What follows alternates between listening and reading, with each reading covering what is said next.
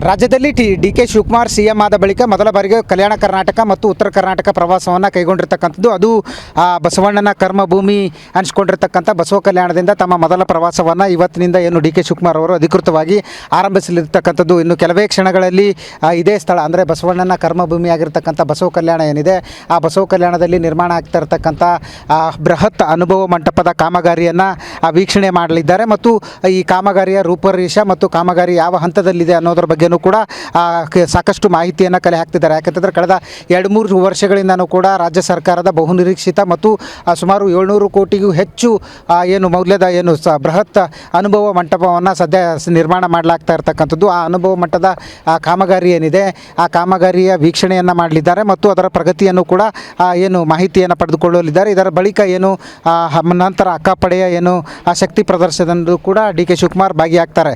ತದನಂತರ ಏನು ಬೀದರ್ನ ಜಿಲ್ಲಾ ಕಾಂಗ್ರೆಸ್ ಕಚೇರಿಯಲ್ಲಿ ಹಮ್ಮಿಕೊಂಡಿರ್ತಕ್ಕಂಥ ಕಾರ್ಯಕರ್ತರ ಸಭೆಯಲ್ಲೂ ಕೂಡ ಭಾಗವಹಿಸಿ ರಾತ್ರಿ ಕಲಬುರಗಿಯಲ್ಲಿ ವಾಸ್ತವ್ಯ ಮಾಡಲಿದ್ದಾರೆ.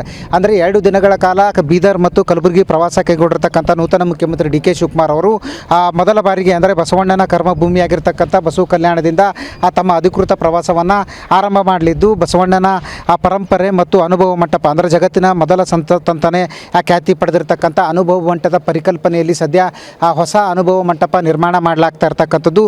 ಈ ಬೃಹತ್ ಅನುಭವ ಮಂಟಪದ ಏನು ಕಾಮಗಾರಿ ಯಾವ ನಿಟ್ಟಿನಲ್ಲಿದೆ ಮತ್ತು ಪ್ರಗತಿ ಪರಿಶೀಲನೆಯನ್ನು ಕೂಡ ನಡೆಸಲಿದ್ದಾರೆ. ಬಳಿಕ ಇಲ್ಲಿಂದ ಅಕ್ಕಪಡೆಯ ಬೃಹತ್ ಶಕ್ತಿ ಪ್ರದರ್ಶನ ಏನಿದೆ ಆ ಕಾರ್ಯಕ್ರಮದಲ್ಲೂ ಕೂಡ ಭಾಗಿಯಾಗಲಿರ್ತಕ್ಕಂಥದ್ದು. ಅದರ ಬೇಕಾದಂಥ ಸಕಲ ಸಿದ್ಧತೆ ಮತ್ತು ಈಗಾಗಲೇ ತಯಾರಿ ಕೂಡ ಭರದಿಂದ ಸಾಗ್ತಾ ಇರತಕ್ಕಂಥದ್ದು. ಸದ್ಯ ಇನ್ನೇನು ಕೆಲವೇ ಕ್ಷಣಗಳಲ್ಲಿ ಡಿ ಕೆ ಶಿವಕುಮಾರ್ ಬಸವ ಕಲ್ಯಾಣ ಪಟ್ಟಣಕ್ಕೆ ಬಂದು ಈ ಒಂದು ಬೃಹತ್ ಕಾಮಗಾರಿಯ ಏನು ಪ್ರಗತಿ ಮತ್ತು ಇದರ ಕಾಮಗಾರಿ ಯಾವ ರೀತಿಯಲ್ಲಿ ನಡೀತಾ ಇದೆ ಅನ್ನೋದ್ರ ಬಗ್ಗೆ ಮಾಹಿತಿ ಕಲೆ ಹಾಕ್ತಾ ಇರ್ತಕ್ಕಂಥದ್ದು. ಕ್ಯಾಮ್ರಾ ಪರ್ಸನ್ ವಿಜಯ್ ಜೊತೆ ದತ್ತಾತ್ರೇಯ ಪಾಟೀಲ್, TV9.